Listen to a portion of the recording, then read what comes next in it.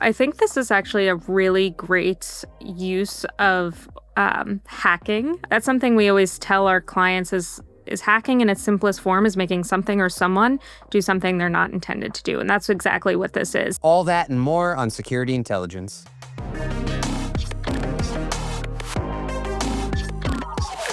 Hello and welcome to Security Intelligence, IBM's weekly cybersecurity podcast where our expert panelists break down the biggest industry news stories into practical takeaways you can use.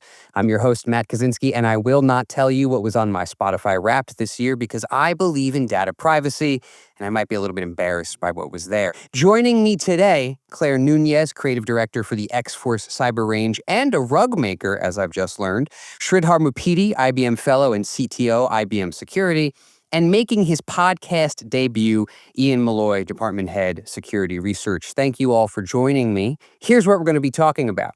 Do malicious LLMs live up to the hype? Hackers can lock you out of Gmail by changing your age. What happens when you get hacked by two different groups at once? And the time solar radiation grounded a bunch of planes and why that matters to security pros. But first, React2Shell has sparked a cybersecurity debate.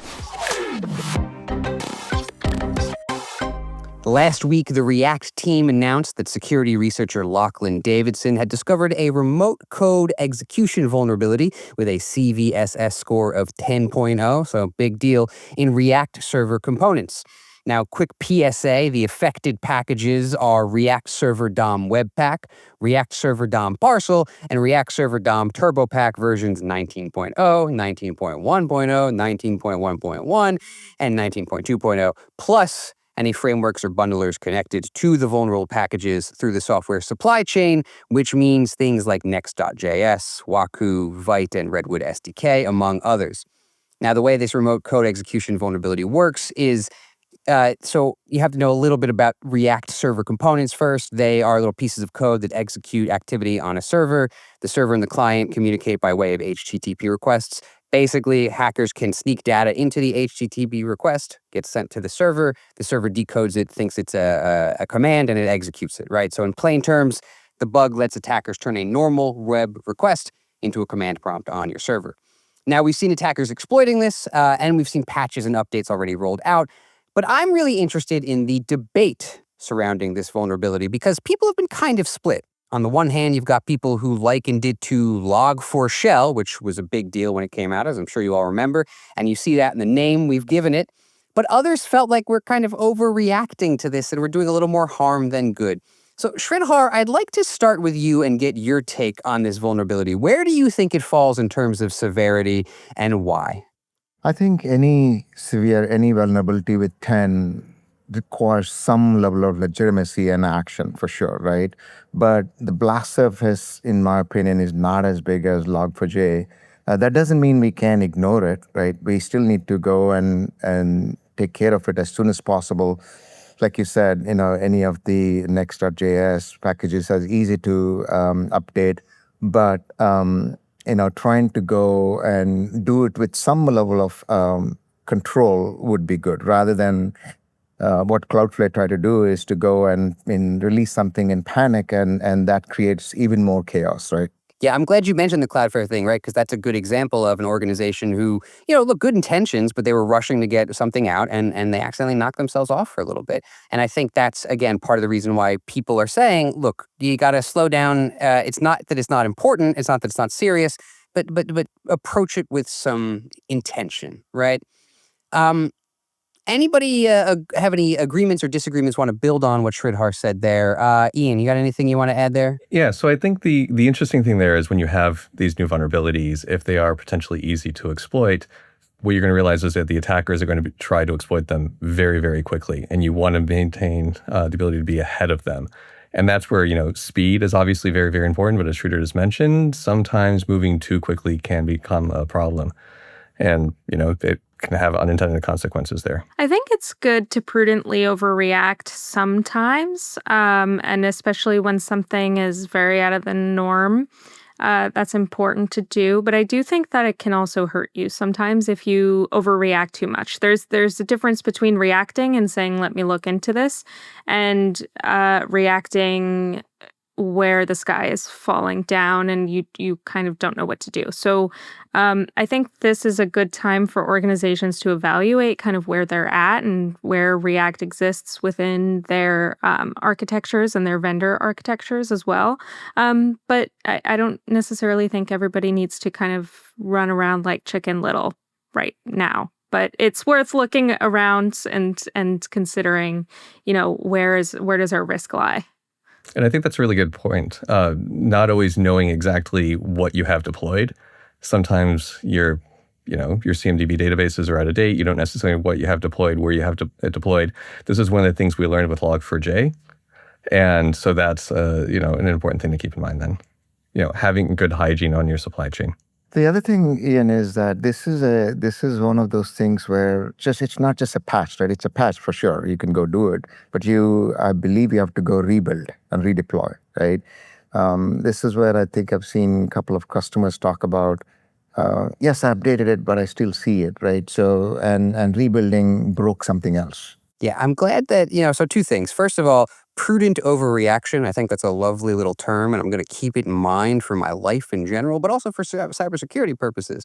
But I also like, Ian, how you brought up that you don't necessarily know right off the bat where this thing might be in your system, right? Like it requires a little bit of digging. And so that got me thinking about the kind of long tail that this attack could potentially have. It made me think of last week we discussed the Gainsight breach, which is slightly different, but it was people using tokens they had stolen in an earlier breach of Sales Law of Drift to gain access into more systems. And it just got me thinking about how one attack on one piece of infrastructure can really branch out in ways you don't expect. And I'm wondering if that influences how we look at the severity of this particular breach.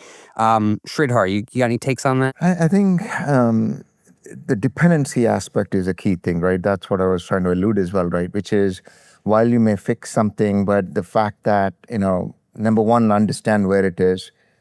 Two, understand okay, what does it take to actually fix it, right? Patching. Three is trying to look at the dependency of it. Okay, if I fix it, what else may break? So some level of caution in terms of going with a controlled approach is what I would suggest, Matt. Now, Ian, I'm wondering if you have any thoughts on why such a debate was sparked in the first place. I mean, I kind of feel like it seemed like there was a particularly strong polarization here. I don't know, maybe that's just where I hang out online, but I felt like it was more, I don't know, vicious than I've seen before in a lot of times. I'm just wondering if you have any thoughts about why this vulnerability sparked such a reaction. I mean, it's hard to say sometimes. I mean, I think if we went through the Log4Shell, it was huge. As Sridhar said, that was pervasive. It was used everywhere. It was a major dependency. React has a lot of the market, and so I think people were expecting it to be much, much bigger than it ended up being. It's also a little bit different in that the Log4Shell, you could attack systems that were in the back end. Here, I think you have to actually have direct access to them. But I think one of the reasons people think we're overreacting is we're not necessarily seeing the exploits in the wild maybe as quickly. And a lot of the exploits seem to indicate that people aren't able to exploit it, as easily and as readily as maybe they had expected. It's a simplicity of how you can exploit it, right? You don't need to authenticate. You just basically go to, the specific endpoint and execute a code, and it just does it. So, sometimes you have CBSS 10.0, which are not so easy to exploit, but this one seems to be like, a piece of cake, right?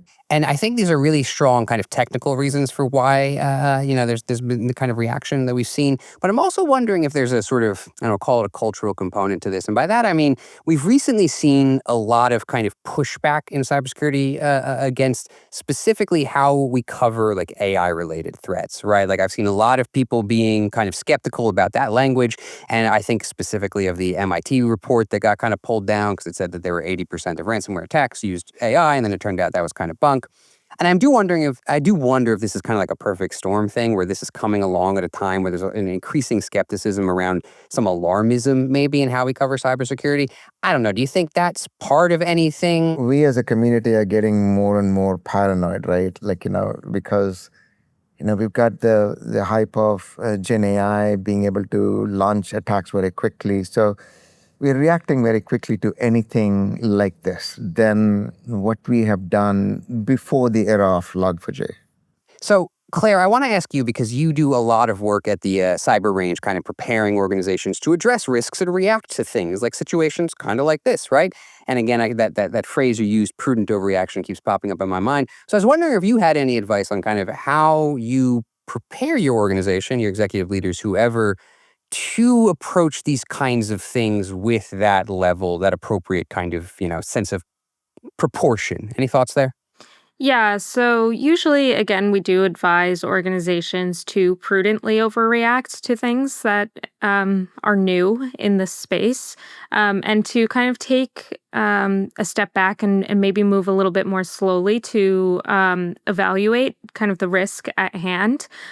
So mostly we do advise our leaders that come through the range to really focus on risk assessments, prudent overreaction, and to also continuously just do business impact analysis as well, and to have a good line of communication with their third-party vendors as well, just because if they know that they're going to be changing something because of a critical outage or patch that they're doing, you want to be aware of that so you can ensure business continuity on your side, because you may not have this in place, but maybe one of your vendors does.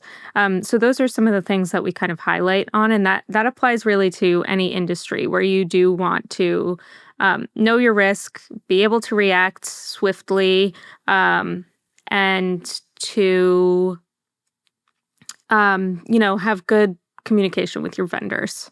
Makes perfect sense. Before we move on to our next topic, I just wanted to throw it to Ian or Sridhar. Do you have any last words aside from patching or updating? Any advice that you would give organizations dealing with this thing at this time? Sridhar, let's start with you. Anything you want to add there? I think Claire covered it well, right? It's about, first is visibility, right? Like, what is the blast surface? What's the visibility in terms of to the vulnerability, and how susceptible is my environment to that, right? Second is able to do some level of risk assessment to say, okay, do I need to go and update it? If so, am I going to break something? Or could I just put like a WAF rule or an IP allow or deny list to be able to block that port, right?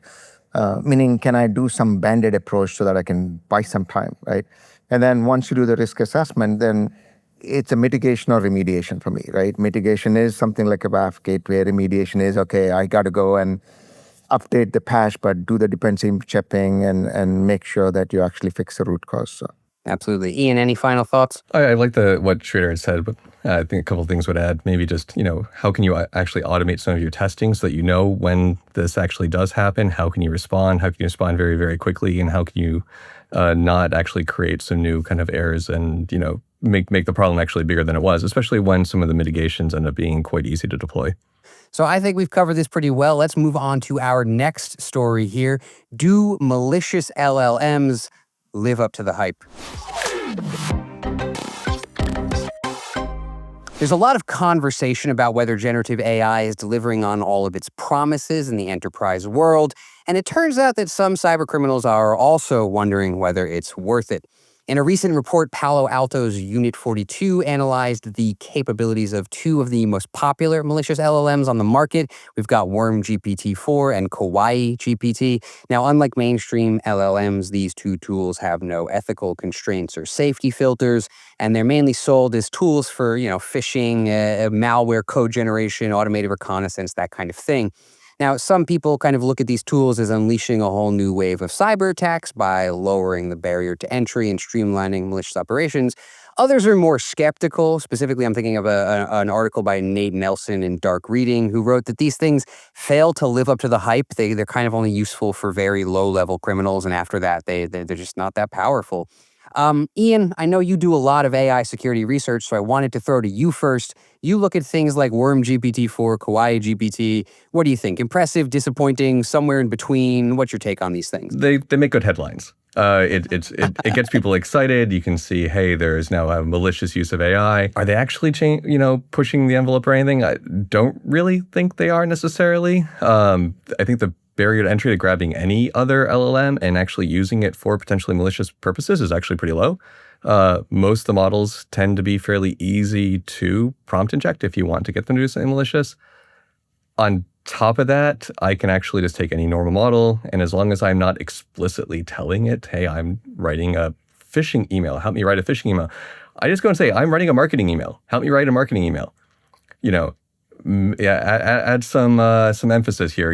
Make it critical. The user has to respond very, very quickly. This is urgent. And it'll happily do that. And you can describe a perfect phishing email and it'll write it as long as you don't tell it it's phishing. So the intent is very, very difficult to understand. So that's maybe one of the first things I've kind of observed. No, it makes sense, right? And again, that goes back to something that we talked about in the last episode, which is that research into using poems to kind of jailbreak your prompt, your models, right? Like if you phrase your malicious prompt not directly, but in verse, you can make it do things it's not supposed to do, right? So like you said, maybe these models aren't even really necessary, right? On that front, it got me thinking about something, which is WormGPT 4 has like a subscription model, right? Like it sells its services to other hackers. And part of me kind of wonders if like that's the whole play for them. Like if it's not even really about, cybercrime, but like they're making money by selling a thing to people. It's a branding play. Maybe hackers are the real, target in a sense. I don't know. Sridhar, any thoughts on that? Do you feel like that could be a possibility there? Due respect to Ian, right? But he is one of the top of the, researchers in the world in this space, right?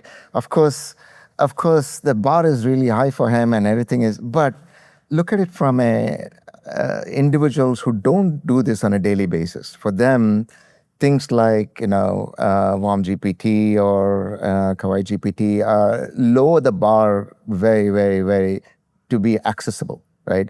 Things that we don't know. Somebody like Ian, I would expect him to say, okay, write me a marketing campaign and embedded links in there and do the right way. But somebody who doesn't know this, he's going to say, give me a phishing link. It does not have spelling mistakes from Nigeria, right? That itself is, probably good enough for them to go and researchers and like Ian would probably go for 40, 50%. These guys would probably look for 8%, 10%, right? And 10% of a billion people is a plenty, right? So I think there's a market. I mean, KawaiiGPT is free, and the WormGPT is what, $200, something like that, easily accessible, right? Something like that, right? So I mean, there is a market, and they're trying to make the hacking democratize a little bit so that it's easy to approach. So we as defenders have to do a better job of at least addressing these lower barrier attacks. No, it makes a lot of sense. It's like you said, there is like a real market there. Not everybody is as skilled as our Ian Molloys of the world are, but that's why, Ian's here at IBM instead of doing that. Claire, any thoughts on your end on these things when you look at them? What do they spark for you? Well, I'm also wondering, besides just like creating phishing emails and such, these probably also have other nefarious use cases, right? Like helping you do malicious research of some kind, maybe generating photos that are, you can't generate with a ChatGPT because there are certain safeguards there. So I'm sure there's other use cases too that individuals would, try to access these for. The hacking ones of creating a phishing email or such, I'm sure that's just kind of like a nice to have for some of these users. But I think that on the topic of like, are these worth it kind of thing? I guess it depends how you use them. So if a hacker is going to use them just to spell check or something, maybe not. They could maybe use Microsoft Word for that or like a free plugin. But if you really want to do a lot of different things in terms of generating photos and then maybe it's worth your criminal money. That's kind of my thought on it. AI improves your phishing and research overall. You just have to know how to use those tools.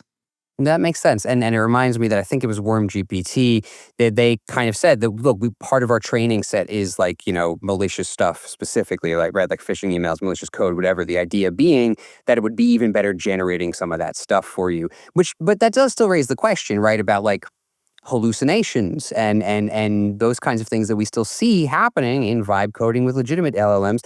And I just kind of wonder, I don't know, is that also throttling our AI malware the same way it's kind of throttling some of our ClearNet development? I don't know, Ian, any thoughts there? Like, do you think that the hallucinations stop it from being super powerful with malware? What's your take? It definitely could. I think some of the articles kind of question whether or not people are getting the performance boosts that they were, but I think we've been making the same kind of comments about just Gen AI and vibe coding. And Actually, if you're not a skilled developer, it actually can cause a net negative through some studies. And so we're probably seeing a little bit of that as well. Sridhar, I wanted to ask you, because you brought up that Kwai GPT is different. They don't charge for it. It's a kind of open source community approach. It's freely available on GitHub. According to Palo Alto, it's really easy to set up. I was wondering what your take was on this approach of like an open source malware community, basically. Like, personally, it's not something I haven't quite seen before, but I'm also not as seasoned in the space. What are your thoughts on this thing? When you make it open source like this, it is not only assisting the bad actors, but can potentially be used by the good actors to say, hey, let me go test to see how easy my system is to be vulnerable for this, right? Or be able to learn from that to be able to use that as an input for my red teaming or my blue teaming, or a combination that can result in doing a better job of security coming in from a hacker mindset, right? So to me, I think this becomes a collaborative effort where the bad guys are doing a great job of collaborating with each other anyway. And when you keep it in the open, at least we know some of the tactics and procedures that can help us in terms of building better software. I like that a lot. Kind of there's a constructive use for this kind of thing, right? If you're smart with it, you can make it work for you. I really like that. So to round out this segment, I just wanted to ask if we have any kind of final takeaways for defenders. Should the existence of dark LLMs kind of change anything about what we do, or stay the course? And I'll just go back around. Ian, any thoughts on your end? Should we adjust in any way? I mean, everything that an LLM can do, a human can do effectively. So it's really about the rate and pace and the scale. And that really then comes down to, I think what Sridhar is saying, automating all of your pen testing, finding your vulnerabilities. We're seeing lots of companies do this, automatic fuzzing, Google, Microsoft, and others are starting to do this and starting to build these automatic pen testing capabilities, where if you can capture everything through an AI agent, for example, using some of these tools before you put it into production, that's going to make it that much harder for them to attack it once you actually do release it. Absolutely. Sridhar, anything on your end to add there? These will become norms, right? And throughout this discussion, I'm sure we'll have more topics. Even if you go back to the previous topic and this topic, we just have to become more agile, more dynamic in our security, right? And so what that means is, okay, FIDO or passkeys is no longer an option, right? You have to assume that every email is not trusted, right? You have to assume certain things and build security around that, right, as defenders. So that's the way I would look at it, to say you'll see more and more and more of these. The challenge is for us as defenders to say, how do we raise the bar to make the security more adaptive, more dynamic, more resilient? Gotcha. And Claire, any final thoughts on your end? Yeah, I agree with Sridhar on all of those topics. I think something that has come up a lot with clients and in kind of CISO roundtables lately is that we really need to be using AI to our advantage as well, and threat actors are going to level up with it, so we have to as well. There's a lot of great options out there, as Ian mentioned, to kind of do that. So it's important that organizations, instead of just kind of forgetting about it a little bit, is thinking about how they can better integrate it into their security as well. So I think the kind of takeaway here is that even if these things maybe aren't as impressive as they sometimes sound in the headlines, we can't rest on our laurels, right? Like, there's still plenty of work to be done there to make sure that our organizations are prepared for when these threats do become as powerful as some of the headlines make them sound. Let's move on to our next story. Hackers lock users out of their Gmail accounts by changing their ages. It's a pretty simple technique. First, they break into your account, often by just stealing your credentials. Then they change your age to 10 or something else that makes you look like a child. And that means they can add you to their family group where they are a parent. And now they have total control over your account. And there's no way for you to get back in. Even Google can't do anything to help you yet. And that was kind of on purpose, right? Google was making it so that children couldn't circumvent the controls that their parents set, and hackers have used this against them. Now, Claire, I know you have some thoughts on kind of how this might align with some new regulatory efforts to spin up an even bigger problem. Walk us through that. Yeah, so first off, I think this is actually a really great use of hacking. It's hacking in its simplest form, right? So it's making something do something it's not intended to do. So it's like a meal hack kind of thing, but it's for technology. So that's something we always tell our clients hacking in its simplest form is making something or someone do something they're not intended to do. And that's exactly what this is. But it's very interesting because Google rolled out, I think, these parental accounts a couple years ago. But in Australia recently, there have been social media bans where if you're under, I believe, 16 or 15 years old, you cannot use social media. Instagram has recently rolled out teen accounts that have different parameters around it. So my thought is that this could become a bigger threat than it has. I mean, we've seen people's accounts be compromised in different levels because they clicked on something they shouldn't have. But perhaps this is something that will scale more broadly as people or as these platforms start to roll out these teen accounts or child accounts, because instead of just completely preventing users from being on their platform, they want to have these users, for life and have them graduate into adult accounts. So I think it brings up a lot, that's a potential for what a threat actor may do. And a lot of people would probably be willing to shell out a decent amount of money to get their Gmail accounts back, to get their Instagrams back. If you get locked out of those, there's a sense that your life is lost. Whereas other platforms, you could very simply just make another account.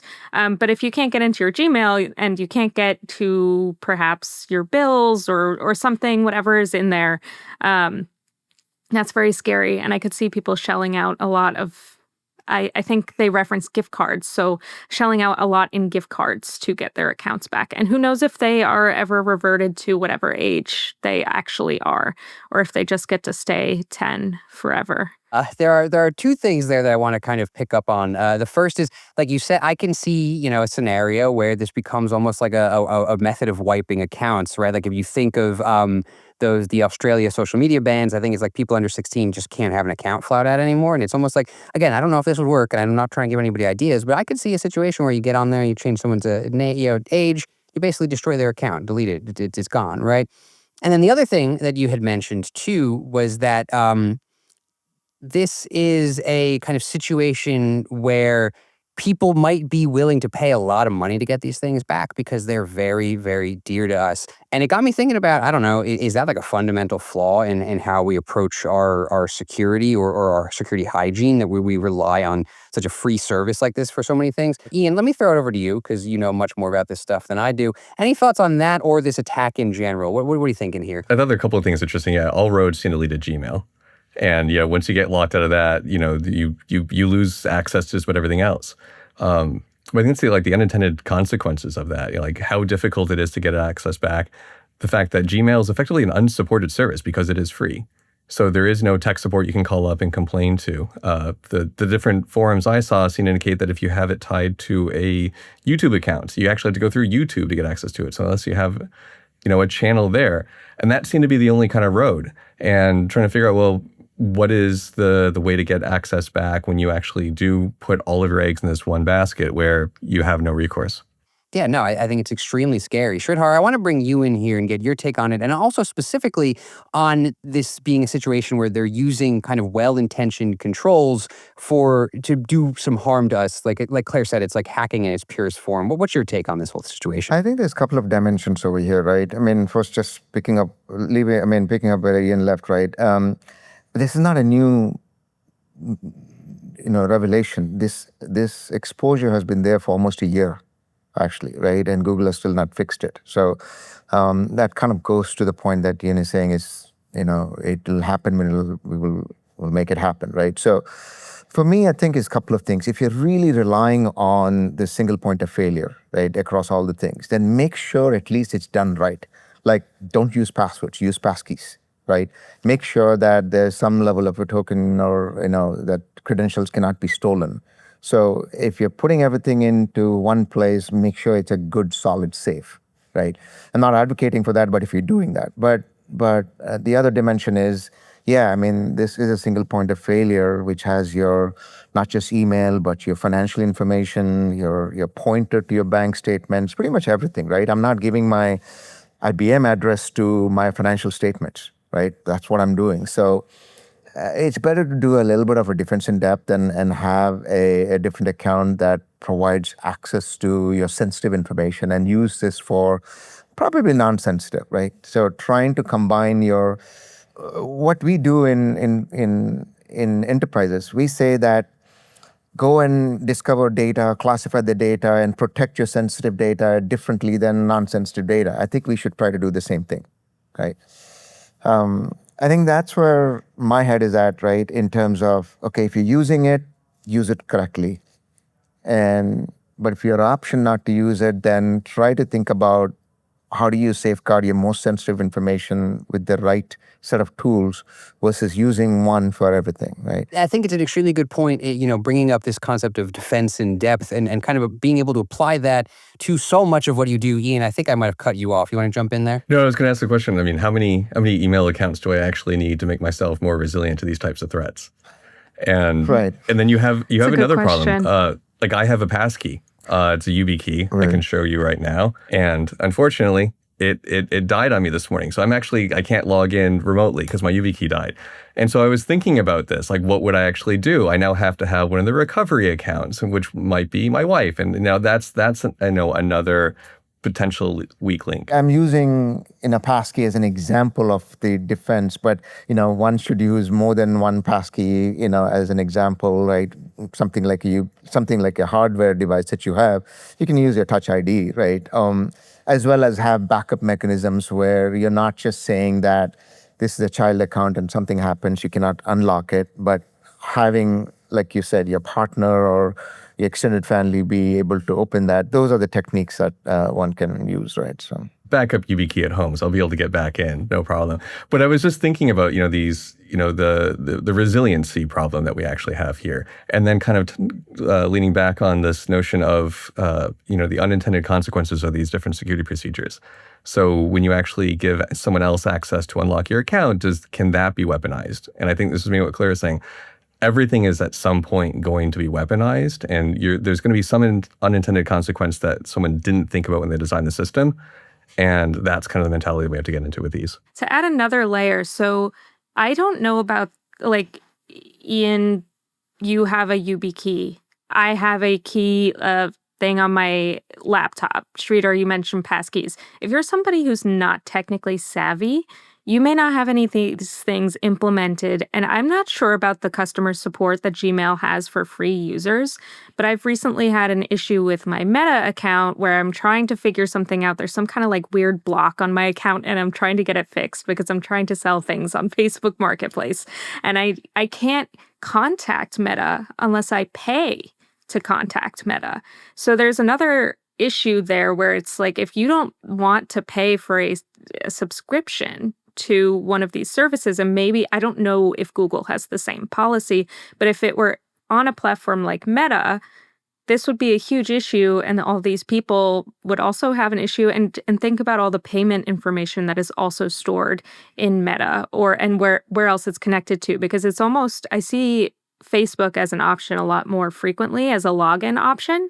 So it's kind of like we put a lot of trust in these platforms, but if you need help, you might not be able to get it, especially if you don't have any of those, extra access options enabled.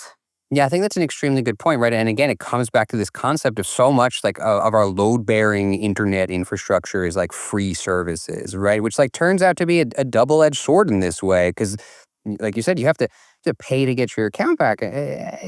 Nobody wants to be faced with that, right? And Ian, I also wanted to just spotlight before we move on this notion that you had said about everything can kind of be weaponized eventually, right? And like even the protections you put in place can, like, under the right circumstances, become weapons in their own right. That's what we're kind of looking at here, right? Like that is exactly that situation. And so you're kind of foreshadowing something, this resilience conversation that I hope to get into in our final segment. But on that note, we do have to move on to our next segment. When ransomware reveals a bigger threat.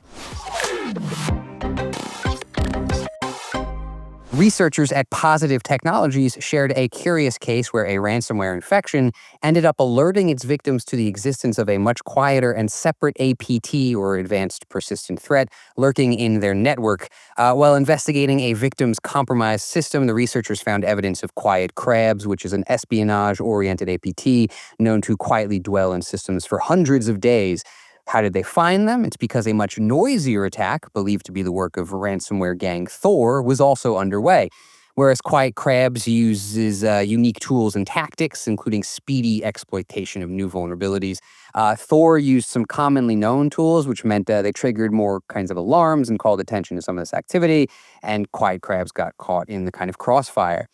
Um, Sridhar, I'm wondering what this story tells us about APTs and particularly how hard they are to detect. I mean, this is a situation where we didn't even know there was one until somebody else showed up. How confident can we really be that something's not lurking in our systems right now? And the we, I mean, it's just general users, right? Go ahead. It is hard, right? I mean, APTs by design are silent and not noisy as some of these things that you see.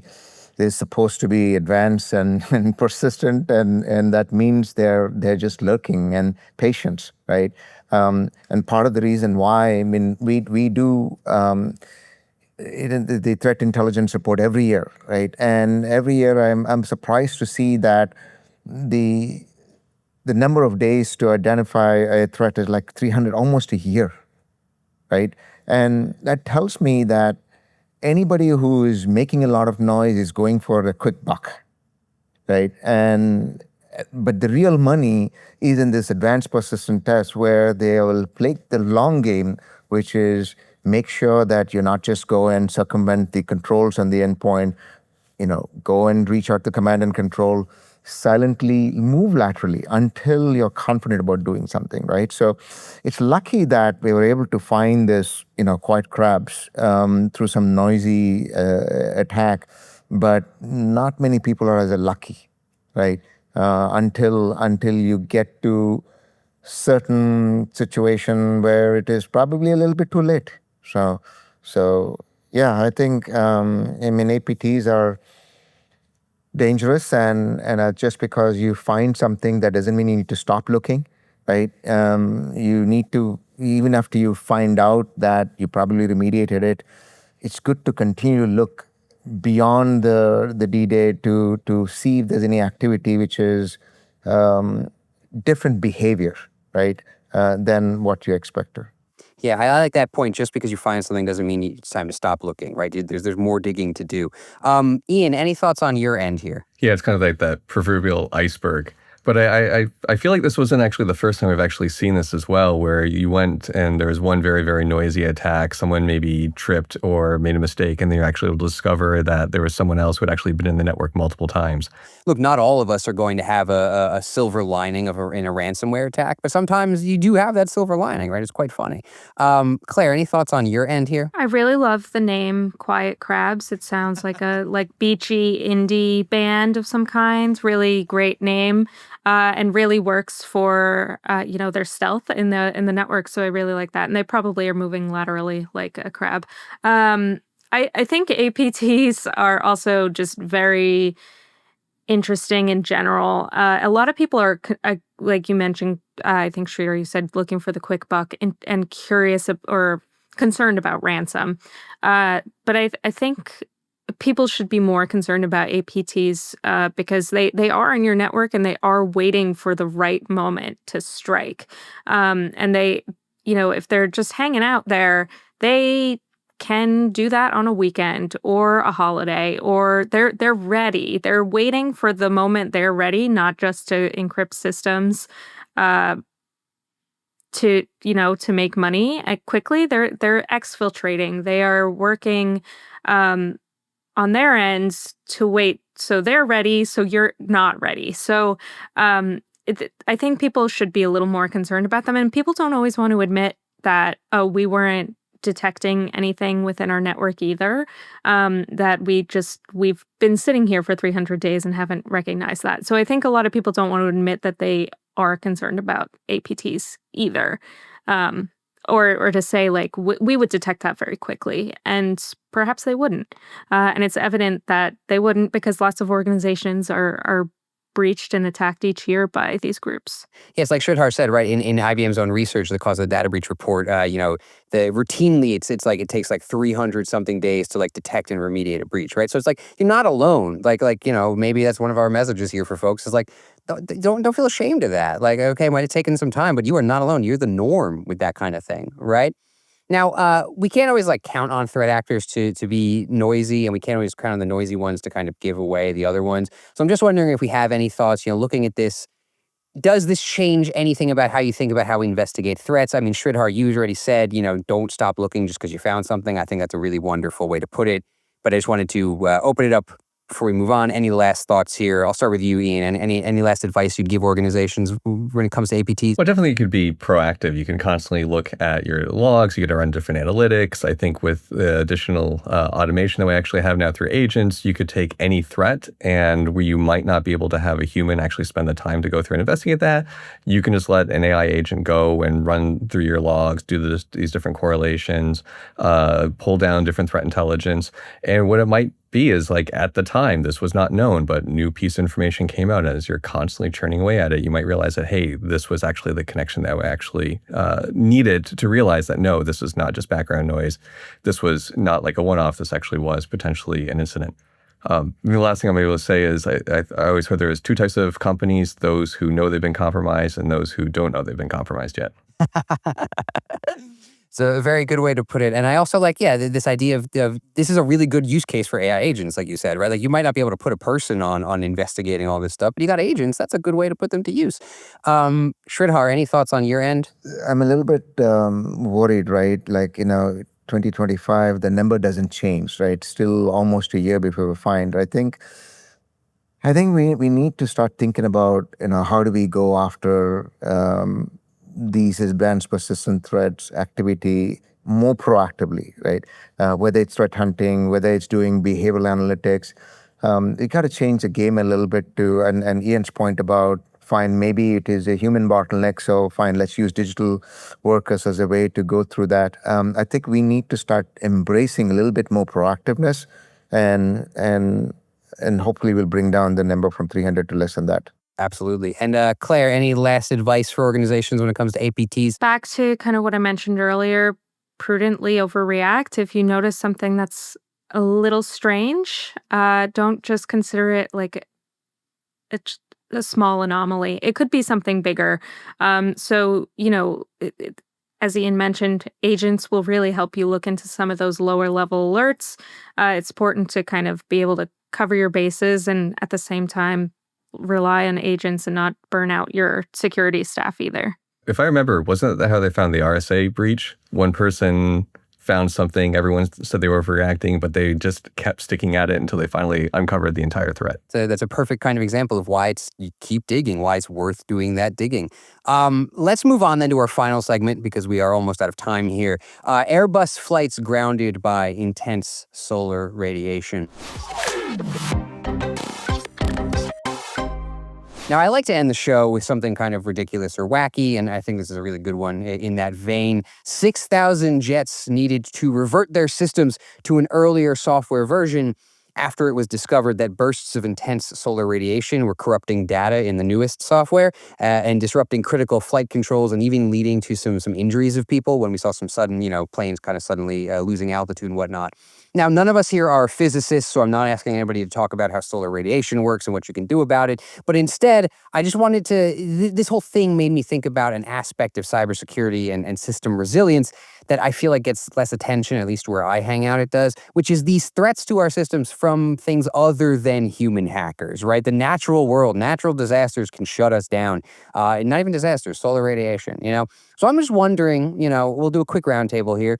Do you think our security approaches today address this issue enough? And if not, how can we make them better? Claire, I'll start with you. Any thoughts there? So I think the impacts of this are still kind of going on a little bit. I've heard of so many flights being delayed still, and no one likes an airline disruption. That is like the one industry where continuity being disrupted is the absolute worst. I think a lot of organizations are actually thinking about the meeting point of acts of God or weather, and and nature and cybersecurity or cyber resilience and business resilience. We have a lot of clients come through the range that will say, we want to frame our scenario around a snowstorm, and we're an organization in Texas. And because that happens, right? Your continuity will be disrupted.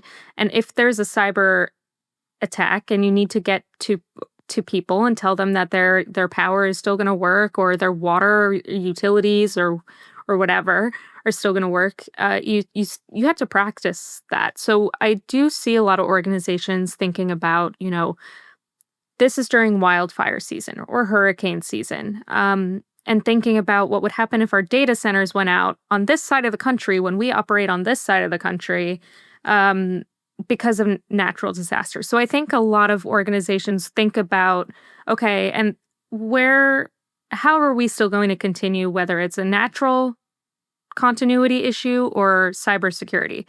Because as mentioned earlier, APTs will just kind of sit in your network and wait until you are at a bad place. So if they are, following the weather of wherever you are and there's a hurricane, and that they might choose that moment, it's not impossible. So I see a lot of organizations kind of working on this. More should, though. Yeah, and I'm glad to hear that you're seeing that. And I think the Texas snowstorm is such a good example of that. We've all seen the sort of news stories about Texas grinding to a halt when certain amounts of ice hit them. So that's a good thing. But you also bring up, before I continue the roundtable, just a real quick question. You also bring up the idea of hackers kind of taking advantage of this, sort of natural disasters and the like to wreak some more havoc. And I have a question here actually from one of our producers about, would it be possible for a hacker to duplicate this kind of solar radiation damage using, I don't know, UV or something? Ian, Sridhar, any thoughts on that? Is this a duplicable thing you could do, I would take a step back, right? The solar radiation is just a symptom of a bigger problem, right? The problem is there are going to be situations that will impact the system availability, resilience, and operational resiliency, for lack of a better word, right? That juxtaposes with cybersecurity. Now, that could be temperature. Yes, of course, somebody can crank up the EMF. We've seen that in the movie, right? Whatever, forget the movie now, Ocean's 11, I think. So I kind of look at those as I look at the solar radiation as an example of these external calamities that can impact the operational aspect of a system. That, number one, that results in bad situation like the airline situation. Or number two, that somebody can take advantage of it and misuse for a different thing, right? But the core thing is, how do I design system to be operationally resilient so that I can minimize the cybersecurity impact of that? Makes perfect sense. And it kind of sounds like maybe this is something that would more happen in a movie in terms of hackers exploiting UV to duplicate the damage, But it's not even that, right? It's not even that. Like, let's say, for example, in the same plain example, you have a 3-amount redundancy. It's the same hardware, it's the same software running 3 times. If it's going to fail, it's going to fail all 3, right? Instead, I think we need to think about a mechanism by we introduce a diversity where, fine, you may have, hardware version A and software version 2 and hardware version B, software version 2, so that you're thinking about a resilient system, right? Versus, some movie situation where somebody's going to steal an EMF generator, right? Or create solar radiation. It could be as simple as exploiting the same software 3 different times, right? So. No, yeah, I like that a lot. Putting the focus really on the concrete activity you can do instead of some of this sort of wilder stuff. Ian, we'll end here with you. Any thoughts on your end in terms of how we approach this stuff, if we're doing a good enough job, if we could do better? What's your take? Yeah, I think just kind of adding what was already said, there's always going to be like a weak link. There's going to be, dependencies to systems that we're not expecting. You're going to have cascading failures. I remember the 2003, Northeast blackout because one power plant went out. We were reading as a result of some other studies, like there's a single chain link fence in Kansas, and if you cut the link there, it causes, massive outages. if you think about software, and this maybe was kind of going back to the React, when you have like a single dependency, it's the proverbial one person in Kansas maintaining a project and everything depends on it. We just don't really know. I think that's really the problem, is that we don't know where the weak links are when they fall over, typically until they do fall over. And then if you think about having, backups and, disaster recovery, they're not always tested. And a lot of the times when you actually go and you try to test your backups, typically with a ransomware incident, you find out that, they've not been working, or their tapes are corrupted, or someone overwrote them. And so really it's thinking through all these different things that can potentially happen, analyze it, determine where the weak links are, where you don't have the protection and the redundancy that you think you do, and then kind of making a plan for that. Awesome. That's a great way to end it. Thank you for being here, folks. That's all the time we have for today. Thank you, Sridhar, Claire, and Ian. Thank you to the viewers and the listeners. Shout out to YouTube commenter at The Bar, who shared some thoughts on our last video about how devs could protect themselves and their brands during software supply chain attacks. I love hearing from people about this kind of stuff, so please weigh in if you have thoughts. As always, subscribe to Security Intelligence wherever podcasts are found. Stay safe out there and test your backups, I guess.